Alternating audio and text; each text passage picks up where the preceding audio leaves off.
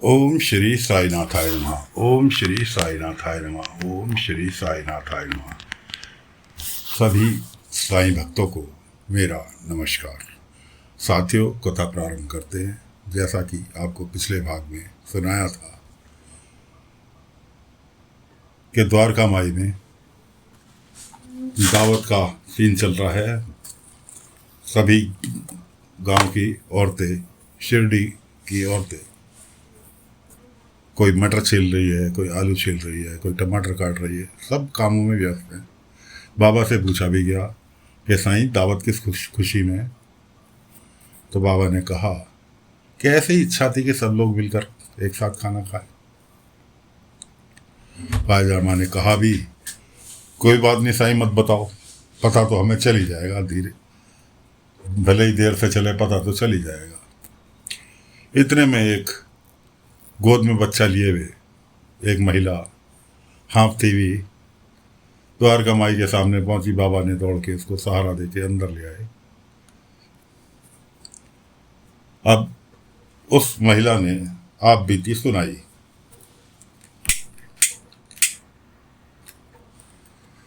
कि 2 वर्ष पहले हमारी शादी हुई थी। 2 महीने पहले मेरा पति गुजर गया। जीवन व्यापन के लिए अब छोटा बच्चा गोद में है।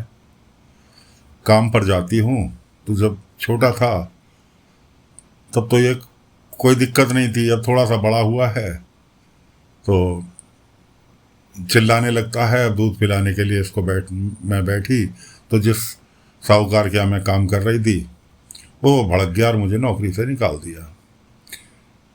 इसलिए गुजर बसर के लिए भी परेशानी पड़ रही है कि साईं, आप ही के पास आई हूँ, मेरी मदद करो। बाबा ने कहा, मदद तो बाद में करेंगे, पहले काम चल रहा है भंडारे का, तुम इसमें कुछ मदद कर सकती हो? कि साईं, बच्चा ये नहीं रह पाए। बाबा ने कहा, बच्चा संभालने के लिए बहुत सारे बच्चे हैं। तुरंत जीबरी को आवाज़ दी। जीबरी आई, हाँ साईं, हम बच्चे को संभाल लेंगे, आप बेफिक्र हो। बच्चा उनके पास गया और बच्चों के साथ खेलने लगा। बच्चा भी ज़्यादा नहीं, 6 महीने का था। खैर, वो महिला जो थी सभी के साथ मिलके काम कराने लगी। अब भंडारे का काम पूरा हो गया। खिचड़ी बन के बाबा की तैयार हो गई। बाबा ने उसी महिला के हाथ में थोड़ी सी निकाल के दी कि चख के बताओ कैसी बनी है। तो उसने कहा, साईं, ये तो बहुत स्वादिष्ट बनी है। बाबा ने कहा, इसके साथ थोड़ा सा अचार होता तो कुछ और ही बात थी। उसने कहा, हाँ साईं, मैंने अभी कुछ ही दिन पहले अचार डाला था घर में और मैं आपके लिए अचार लेकर आती हूँ। और बच्चा तो खेल रहा है, चुप भी रहेगा थोड़ी देर, तो मैं अभी लेकर आती हूँ। बाबा ने कहा, ठीक है। उधर से पायजामा बोली, थोड़ा सा मेरे लिए भी ले आना। जियो ताई भी वहाँ मौजूद थी। उसने कहा, थोड़ा सा मेरे लिए भी ले आना। ऐसे ऐसे करके हर गांव की औरत ने जो वहाँ मौजूद थी सब ने कहा, थोड़ा सा मेरे लिए भी ले आना, थोड़ा सा मेरे लिए भी। अब वो बेचारी सोचने लगी कि थोड़ा सा तो मैंने अचार डाला, क्या इन सब के लिए पूरा पड़ पाएगा? अब बाबा तो पहले से प्रोग्राम बनाए बैठे थे। खैर, सुख चाहती हुई घर गई और जाकर अचार ले आई। बाबा ने जीबरी के हाथ में थमाया, ले सबको बांट दे। खाना परोसा गया सबकी पत्तलों पे। सबने खाना खाया। अचार इतना स्वादिष्ट था, इतना स्वादिष्ट था कि हर किसी ने उसकी तारीफ करी। अब जियो ताई कहने लगी, क्या तुम मेरे लिए ये अचार बना के दे सकती हो? अब वो सोचाने लगी कि मेरे पास तो खाने के पैसे नहीं, मैं कैसे अचार बना के दूंगी। श्रीकांत भी वहाँ मौजूद थे। उन्होंने बात को संभाली। उन्होंने कहा, अरे भाई, पैसे मिलेंगे, तुम्हारा मेहनताना भी मिलेगा, पैसे भी मिलेंगे, इसलिए बेफिक्र रहो, बना सकती हो तो बताओ। उसने कहा, हाँ मैं बना दूंगी। अब रेहाना भी चिल्लाने लगी कि मेरे लिए भी बनाना, बायजामा भी कहने लगी हैं मेरे लिए भी बनाना। इस तरह से हर महिला ने, पुरुष ने, सबने डिमांड कर दी कि जी मेरे लिए भी बनाना, मेरे लिए भी बनाना। उसके बाद श्रीकांत जी ने फिर बात संभाली कि अरे तुम चिंता मत करो, किसी भी तरह का संकोच मत करो, तुम बना सकती हो तो बोला हाँ मैं बना दूंगी। तो तुम्हें पेशगी पैसे दे रहे हैं, तुम्हारी मेहनताने के साथ सबके घर घर पहुंचा देना बनाकर। श्रीकांत जी ने अपनी जेब में से अपनी थैली निकाली, उसमें से कुछ पैसे निकाल के जेब में रखे अपनी, और उसी थैली के अंदर उन्होंने पैसे डाले और सभी ग्रामीण महिलाओं के पास, पुरुषों के पास, सबके पास घुमा दिया, भाई जिसे जिसे जितना जितना अचार चाहिए सब इसके अंदर पेशगी पैसे डालो।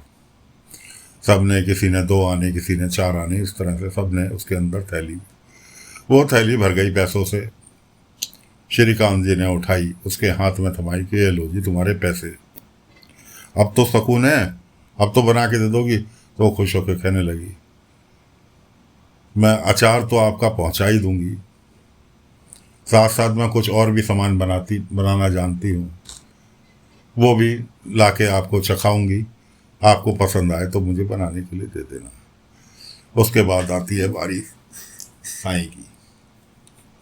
कहने लगी साईं मैं तो आपसे मदद मांगने के लिए आई थी कि साईं सबकी मदद आप करते हो, मेरी भी मदद कर दो, मैं बहुत परेशान हूँ।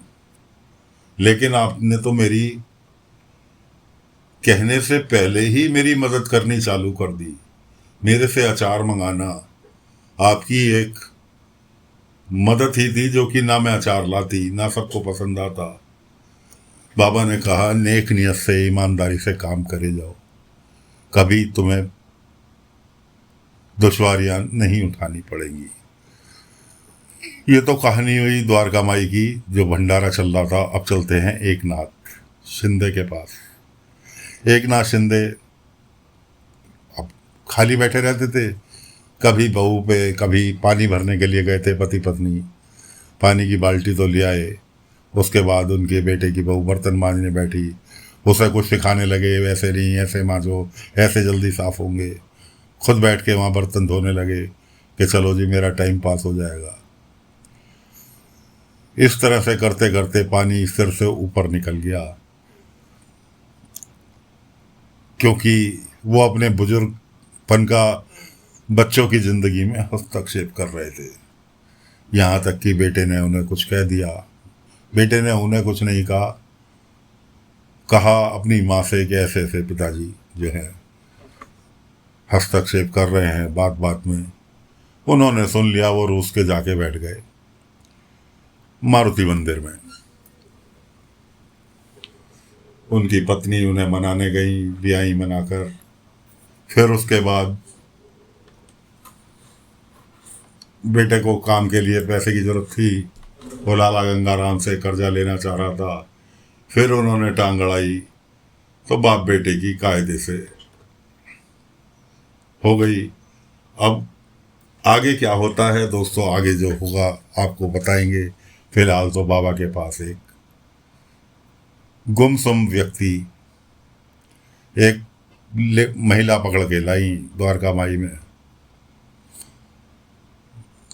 कि साईं जब से इनके पिता गुजरे हैं, आपकी बाप बेटे की आपस में नहीं बनती थी, तब से ये गुमसुम है, ना कुछ खाते हैं ना पीते हैं, ज़बरदस्ती खिलाना पड़ता है। बाबा सुनते रहे। बाबा ने देखा उसकी तरफ को, कोई बात नहीं। बाबा ने कहा आओ मेरे साथ। बाबा ले गए किसके यहाँ? श्रीकांत जी के यहाँ। श्रीकांत जी के यहाँ गए। बाबा ने श्रीकांत जी से कहा कि भाई श्रीकांत जी, मैं इनकी मंजिल तक इन्हें छोड़ने जा रहा हूँ, क्या कुछ देर आपके यहाँ बैठ सकते हैं आराम करने?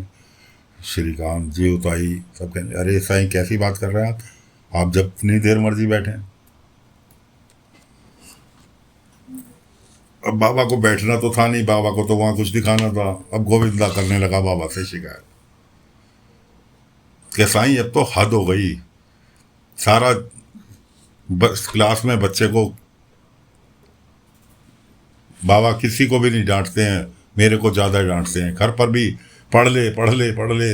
अब मेरा छोटा सा तो दिमाग है, नहीं कितना पढ़ूँ, उसमें कितनी बुद्धि रखूँ, इस तरह से करके वो बाप बेटे की गोविंदा अपनी दास्तान सुना रहा था।